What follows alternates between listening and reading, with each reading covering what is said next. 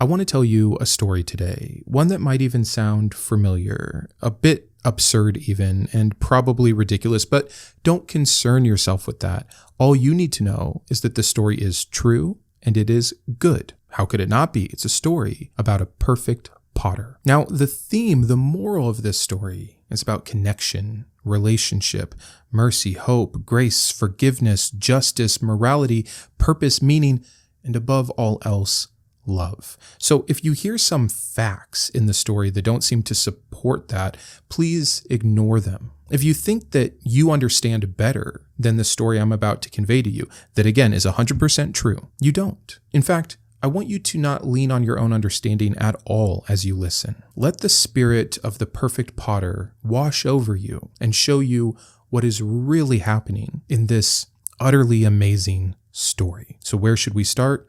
At the beginning, of course. One day, before anything else ever was, there was one being, a perfect potter. Before the wheel, before the clay, it was just the potter that always was. And nope, that doesn't have to make sense. And after eons of indefinable time, he decides to enter into space and create. After all, what more does a perfect potter want to do than create perfect pottery? And so the wheel spins. What an exciting moment in history. But before he can make his grand design, the one that will reflect his image, he has to make a paradise, a perfect studio for his potential pots. It's the greatest studio you can imagine, and he creates it simply through his own breath. And he sees that it is good. That is its classification. So if bad things happen immediately there, can't be anything to do with him. He created it good. And when he's done making all the necessary things to support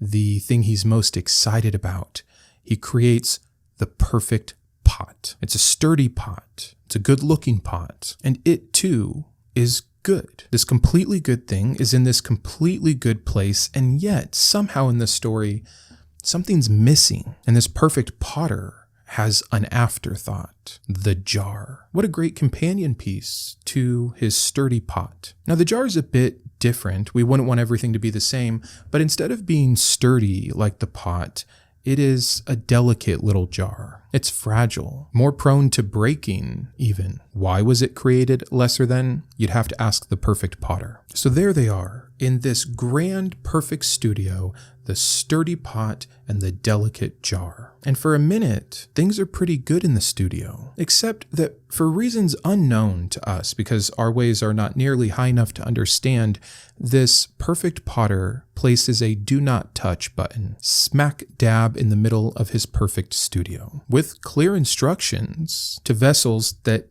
don't understand instructions yet, that if they touch this button, then they will understand instruction. Well, that's not confusing at all. So a little bit of time goes on, and there's this strange whisper in the ventilation system of the studio. I know ventilation systems don't normally speak, but this one does. And it tells the delicate jar, not the sturdy pot, to go ahead and touch the button. That it would be important to touch the button to understand so that you could better follow the directions of your perfect potter. Well, this delicate jar, as we know, was made a bit more broken than the sturdy pot, and so it goes ahead and touches the button. It even convinces the pot that this is a good idea. Now, I know what you're thinking. How did two perfect, previously blameless creations in a perfect place do something that wasn't supposed to happen? Again, please don't think too much about this story. All you need to know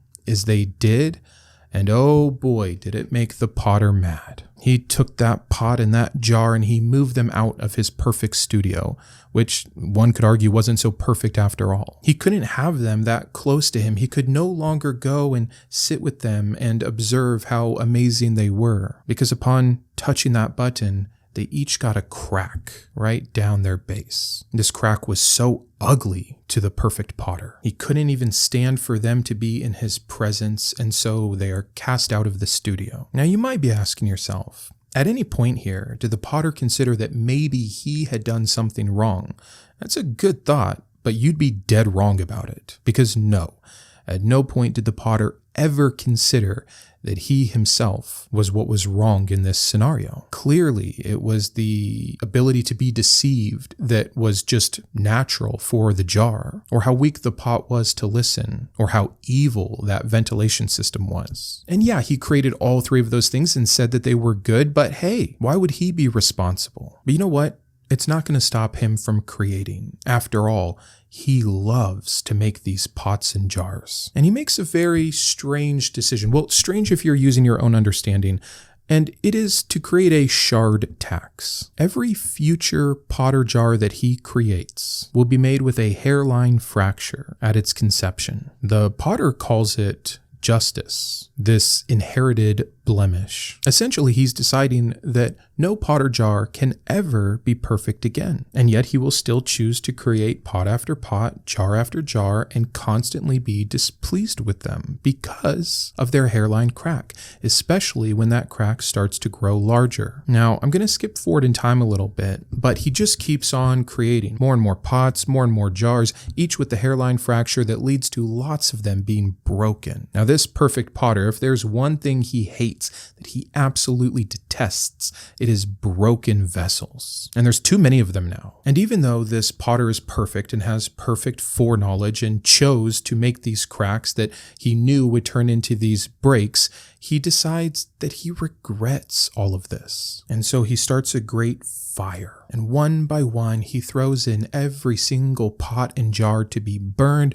and utterly destroyed once and for all, except for like 8 pots and jars that are lying around. And yeah, they still have that hairline crack that will lead to them breaking too. And yes, he's still going to judge them for that. But for now, he's going to put them in a nice wooden box, maybe gopher wood, far away from the fire. Templates to be used for his next round of creation. I know, why would a potter who made something that broke immediately and decided on purpose to make sure everything after it would always break forever, and then decided that he regretted all of that, choose to do a round 2?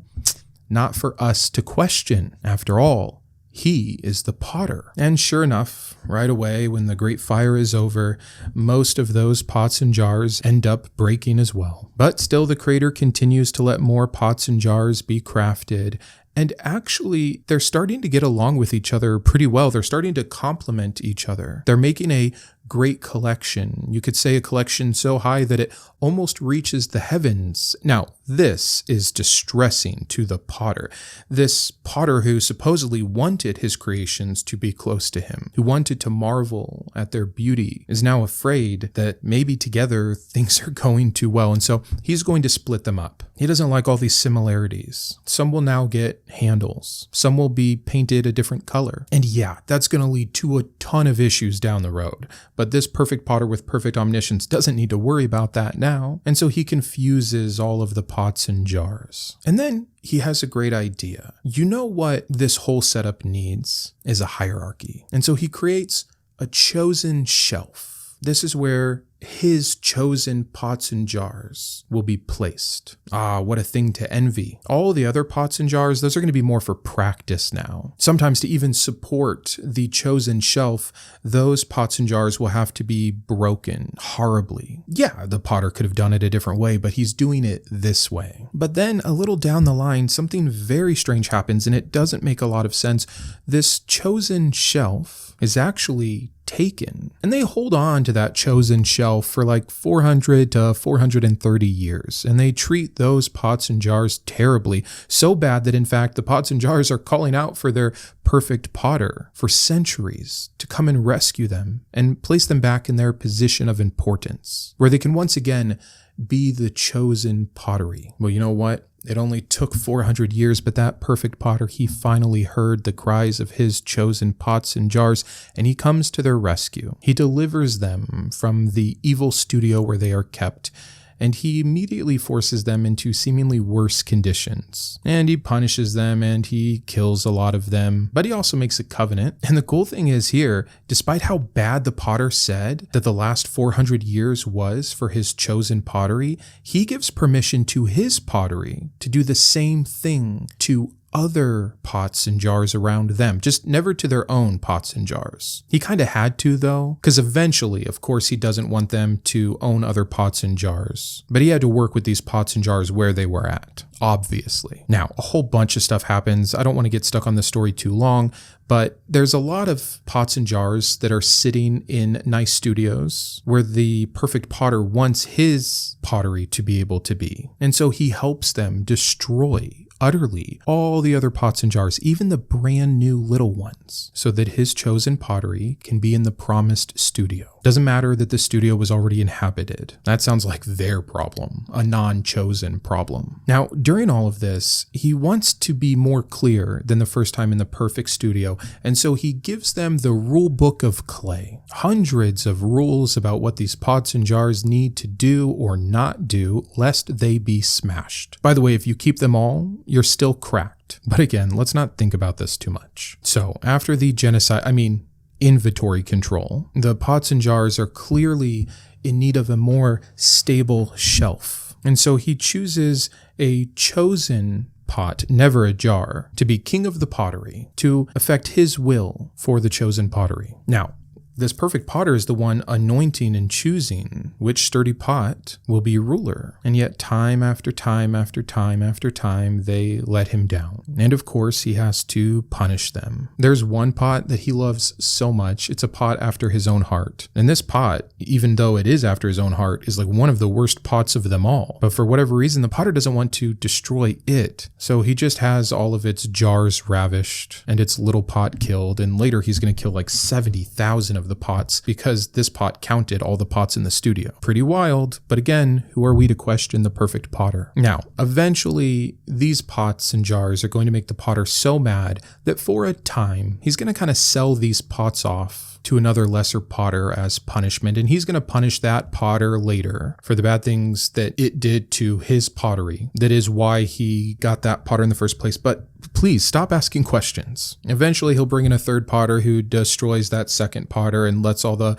pottery come back to their original studio. And then things get kind of quiet. This is called the silence of the shop, and it lasts about 400 years. And then the most amazing thing that has ever happened in the history of potkind happens. The potter, a third of himself, that is 100% of himself, comes down to the studio and is 100% pot, but also 100% potter. He's also perfect and the only pot that's ever been made, even in his pot-like form, that doesn't have this hairline crack. And that's supposed to be amazing that he never ends up cracking, even though he was the one exception designed that way. And really, the potter is there as this pot to make sure all the other pots know how awful they are for that hairline fracture that they have, that he himself in his other form gave to them. And that if they're not careful, he's going to do something new. At the end of their journey, once they're completely broken, instead of leaving them in rest, which was kind of the previous plan, he's going to put them back together. And once he does, he's going to judge them and send them to one of two places. A great place where they can be marveled on a shelf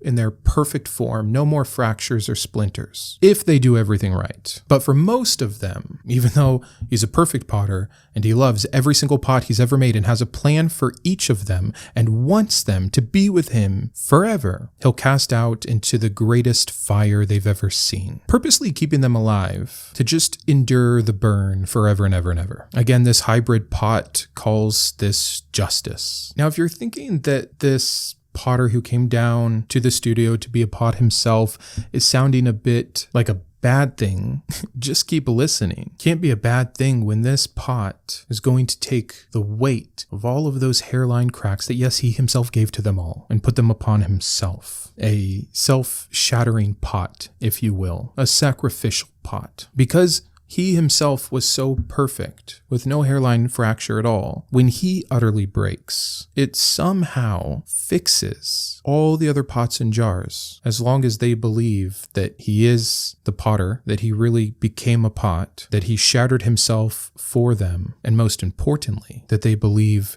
the empty shelf. See, after this pot was fully broken and shattered, it glued itself back together. It claimed victory over the brittleness, over the shattering. And I know what you're asking. Oh, wow, what a thing. So does that mean that all of the pots and jars no longer have fractures? No, don't be silly. Every single one still did, and every single one that came after still does. But upon their shattering, if they believed and or did the right things that the potter/pot, when it was in pot-like form, said to believe in do, then it then can be made perfect. So yeah, the shattering didn't work immediately, and it is 100% conditional, and it won't apply to most pots and jars, but come on, don't ask for too much here. Now, I don't want to bore you with a bunch of details. That potter pot actually gives a lot of instructions to the pots and jars right before it goes up to rejoin the potter itself on what to do, how to live. And the advice is pretty weird and conflicting, sometimes good, sometimes bad. And the pots and jars are getting it wrong and twisted and confused. And so the potter pot decides, you know what? We need to clear this up. And it reveals itself to one of the worst pottery shatterers, completely changing their mind so that now their mission is for all the non-chosen pottery to be able to